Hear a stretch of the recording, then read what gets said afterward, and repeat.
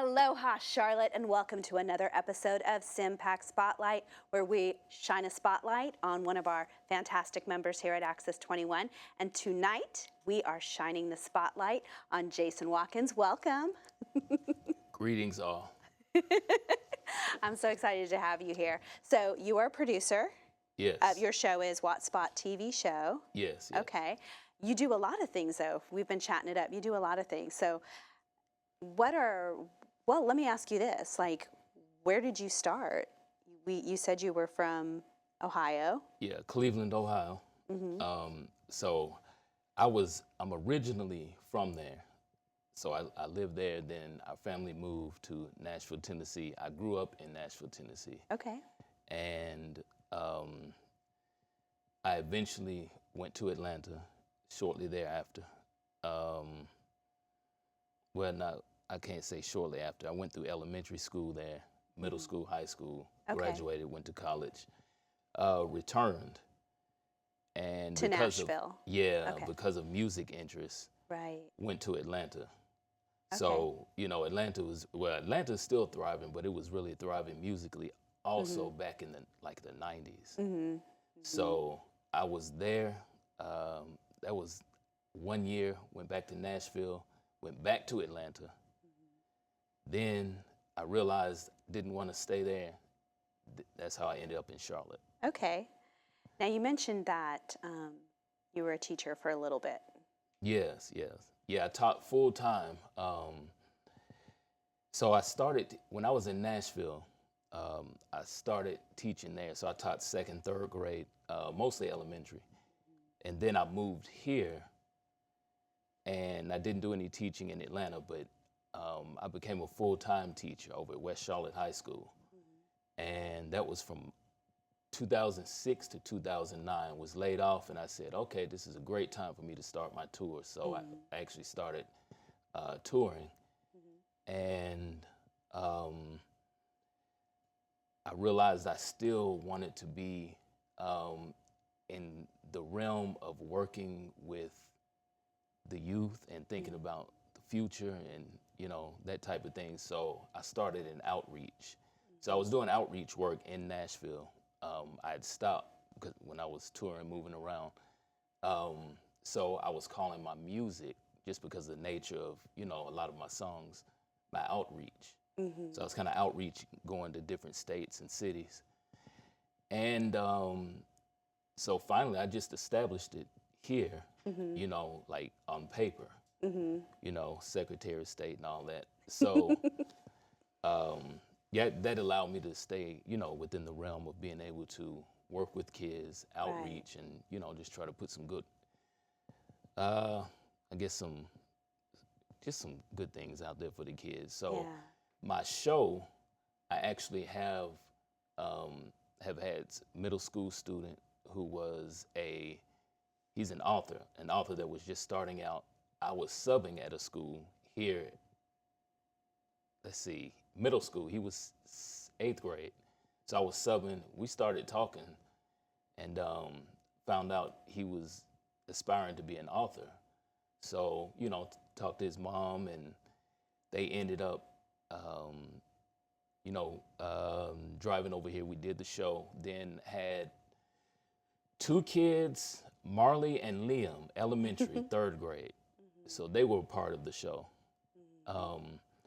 And then I go around just with people with different interests, musical interests, dance interests, in the arts, just everyday people.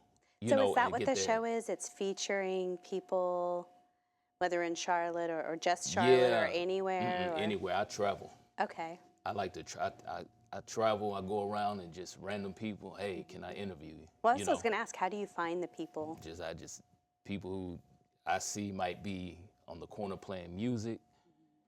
I might happen to overhear somebody say something that's intriguing that I think would be, a good fit for the show, and I'll just say, hey, can I interview you? I mean, I stay with my camera, in my car, So you have a lot of human interest. You're very humans. You're curious about them. Something like that. Yeah, I guess maybe something like that. But my drive really is because of how chaotic everything is. Yes. And that's why I like to cater a lot to the kids, Right. but just to, I guess, put the opposite out there, and then whatever discussions happen to come about because of that, then having that discussion. Like the panel, there was a 30-second panel that I sent in to Tarik for the show. Yeah, we're going to show that clip in a little bit. So we had a panel, and it discussed not just the kids and what goes on in school, because the schools, but then the lack of the accountability that's not there in the schools. And I'm talking by staff. CMS is not talking bad about you, but I mean, I've had meetings I've had to go down personally because of things that I encountered. So I had to go down to employee relations, have meetings with them. I told them, man, y'all need to not just sit down there, but y'all need to walk in those schools, and you need to hear the teachers, how they talk, some of them, not all of them. You need to see the lack of correction that is there. Because we can point out good things all day, but good is supposed to happen. But everyone wants to focus on, the good. Yeah, okay, that's cool. But it needs to be more focused on what is wrong and who is wrong. No one wants to show accountability. And, everyone wants to, go talk to such and such. You can put it on paper, turn in a complaint. No, bureaucracy. You were wrong. Just admit it, go correct it, and let's move. But see the kids, it's the thing, the kids pick up on that. Because when I go in, so remember how I was telling you that when I was a teacher, I can't do what I do now. That's as an outreach. As an outreach right now, when I go in the school system, I'm able to talk and have these taboo discussions with kids, so to speak. I could when I was a full-time teacher, but I got to keep moving because lesson plans, then the next staff meeting, so I got to go. I don't have that to focus on. So I go in and I literally ask kids, what is wrong at this school? And we think they're kids. They know everything that's going on from first grade all the way to 12th grade. Yeah. What's the most common thing that you hear the kids say they wish was different at school? For a while, I haven't heard it a lot. The teachers don't care. And surely if you ask the teachers, they'll say, oh, that's why we're here and we care. It's just like anyone else. You can intuitively pick up on whether you care or not. Like the kid, and they'll give examples. They yell at us when I hear the references that are made to kids. And even me as a sub, I've gone to teachers and said, hey, how do you think this kid feels about it? Or why did you do such and such? Don't you think that it could be taken, in a negative way? Right. So and I wonder that's what I was hearing for a while. Yeah, and I wonder sometimes, do teachers think that when they say things, and there's some amazing teachers out there, but when you do have the teachers that are that way with the kids, that you might be speaking very harshly to a child who at home is being spoken to that way too. Oh yeah, that's extremely common. Yeah, that's extremely common. So, and this is how I know the evidence. See, I don't like to just say things, but I like to point out the evidence. That's one reason I like to stay around the school system with the kids, because of what I'm doing with my show and just outreach in general to put better positivity out there, I guess, if you will. Right. But when parents drop their kids off in the morning, and we have like morning duty where you have to, the kids arrive, you may open the door, help them get out the car, whatnot.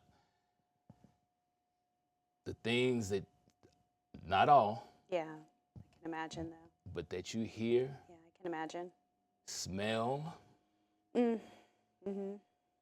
Y'all understand what I'm saying? Marijuana, smoking in the mornings. Yeah. And so then the kids come in and they're wired. So we had to deal with this when I taught even at West Charlotte. And the kids would we're like, man, 7 a.m. and y'all fighting. Yeah. But they're already wired from the time they, whenever at home, in the car, and you smell reefer, you smell marijuana and weed. Yeah. And so I'm just like, and the thing is, parents don't always hear it, but the kids especially, this is why I like the kids too.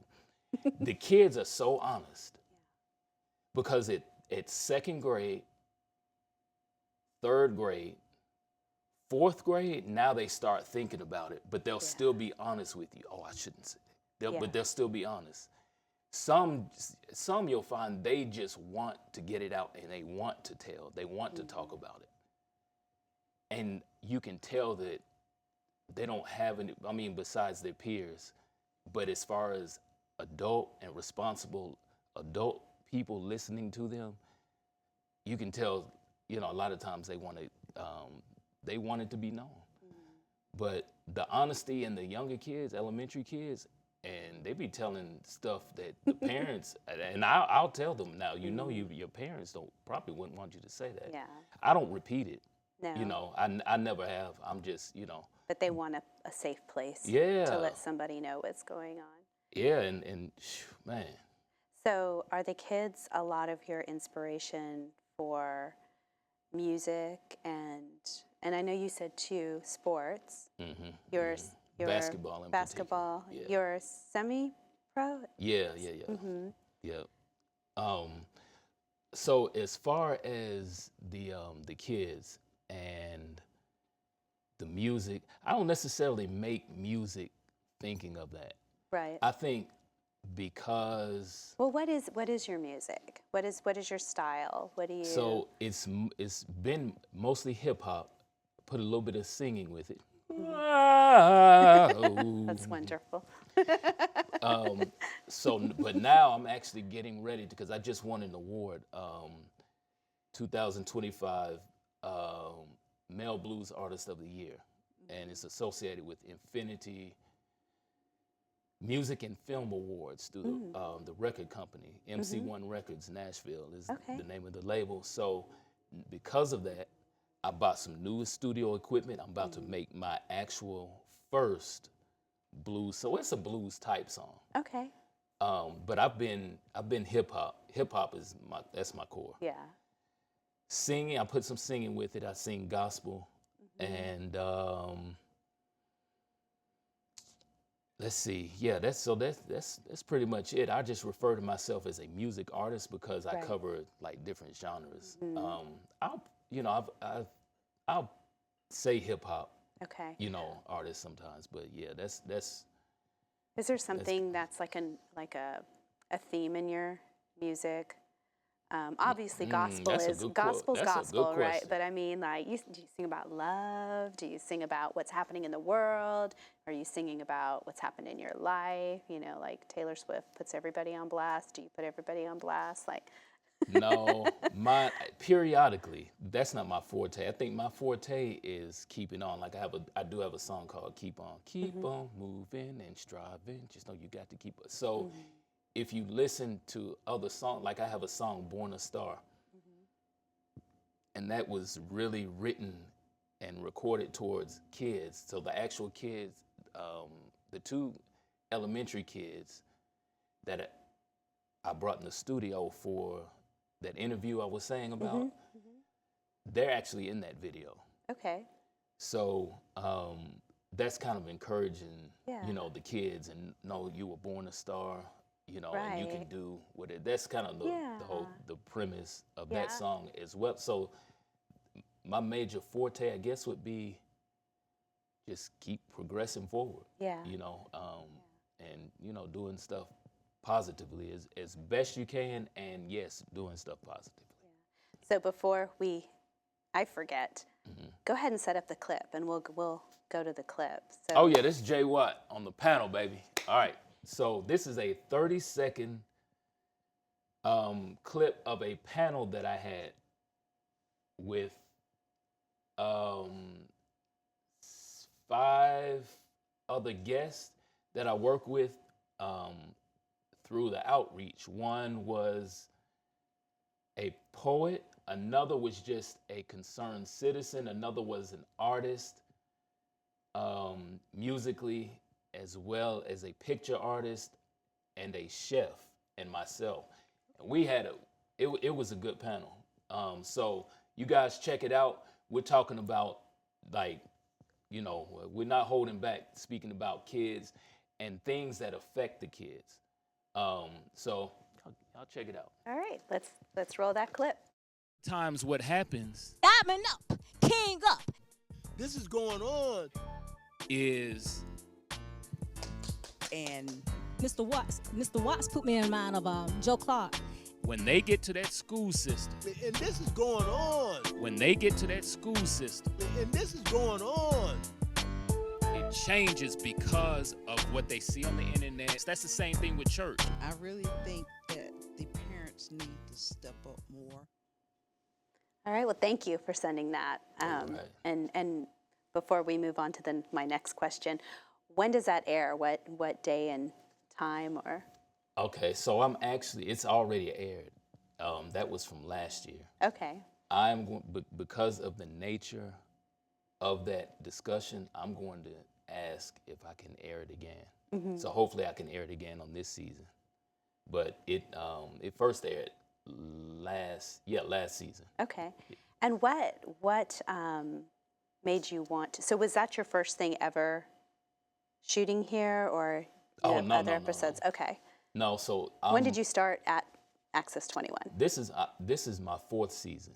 Okay. So I guess we had to do the math on that, but back, I guess, like 2022 maybe was my first season. And so I started the show because out of COVID, for me as an independent artist, things kind of slowed down. So I remember going in 2020, an attempt, myself and my co-manager in Nashville went to a venue, May 20.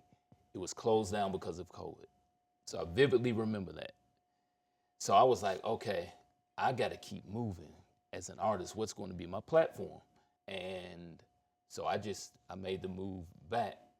And that's when I started the show. And I was like, okay, well, it's going to be my videos and it's going to be maybe some live performances. So that was my platform. And then I think I started, we maybe filmed 3 more additional videos.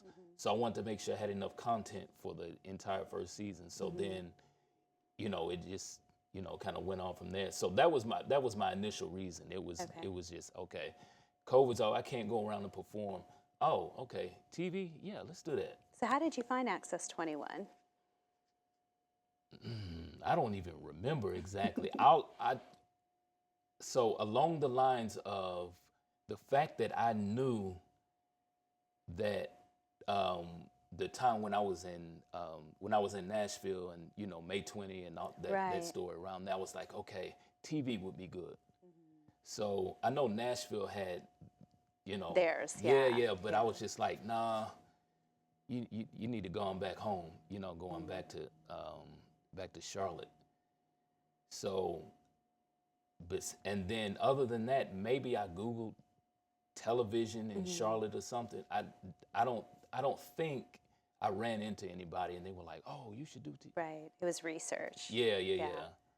Yeah. And so you came here and you started taking the classes. Yeah. I went through took the classes, the studio class, and gosh, it was one other that I took. The beginning class, and then I took the production, or is that one? It's 2 classes though, because I have 2 certificates. So yeah, I went through that, and I thought about podcasting, but I was like, nah, that's gonna be too much because it would, I have to still. You can't do everything. Things musically. Yeah. So I was like, okay, TV would be enough, but I got to connect with some good people here. One person that she has a podcast, so we kind of had worked together on a couple of her podcast sessions. So I interviewed there. I'm supposed to interview she and her co-host. So we'll kind of see how that will how that will work out if we do get that arranged. But so that was kind of covering the podcast of it, and then what is the value? yeah, that's What is the value you felt about what you've gained here since taking those classes? I think for me, because I have a I have a biopic that was on the table, was presented to me, what I was telling you about, Right. and it's like a Netflix deal and Paramount, like really to go major. So I was like, okay, well, if I get TV, I'm going to learn more intricacies about directing behind the scenes, camera work. So that way, when the time comes and we're filming, I will know the lingo. I'll know what to look for. Right. Learning about the studio lighting. The cameras, how they may work. I know all cameras won't work the same, but at least I'll have an idea of what to look for, like particularly on a particular, how to focus on the camera and how to, using angles and that type thing. So that was a major for me as well. Besides just presenting, my material. Right. So how many episodes are there in a season?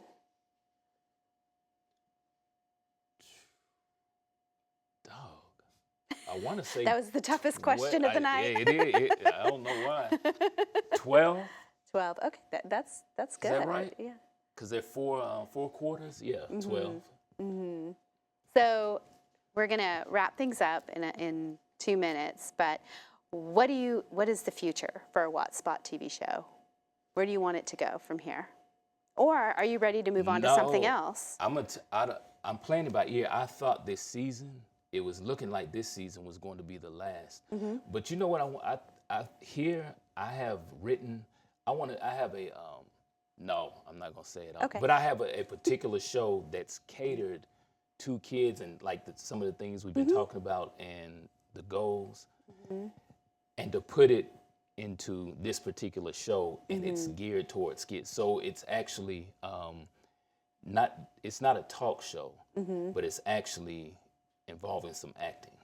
Okay. Well, I So think I'll Access say- 21 would love a kids show. Yeah, I already I spoke to James? at the beginning. Yeah, I briefly, I spoke to him about it and just made mention of it, like when I first started. Actually, it was actually at one of the in-house when I was taking the classes. So I Right. had mentioned it to him. Okay. But I actually have had some kid involvement as far as like doing some of the drawing that's involved with it. So maybe slowly but surely that's happening, but I know it's needed, and it will be a reminder of something that the public positively received years ago, and it was effective. And I must leave that there on that note. Well, I would love for you just to give any final advice, words, whatever, for anyone that is thinking about coming to Public Access 21 and having their own show or podcast or whatever it is, their imagination. Yeah, have a plan. Write it down, or if you're really good mentally, but structure that plan. And this can be used as a tool to reach, because it's obviously not really mainstream. So there's other people, and then in other countries that watch this, and it could be a benefit that way. So not really focusing on the mainstream Right. personnel. Right. Right. Yeah. So yeah. I'm excited to see what you do. Oh yeah. You gotta do Hey. that kids thing. Oh, so. yeah. Oh yeah. That's Well, gonna be We're going to wrap it up here. Thank you so much, Jason, for coming tonight. I look forward to talking to you. no doubt. more. I appreciate you're a good interviewer too. That's And what's up. thank you for tuning in again. We'll see you in the next episode of CMPAC Spotlight, where we shine the spotlight on another amazing team member, volunteer, producer here at Access 21.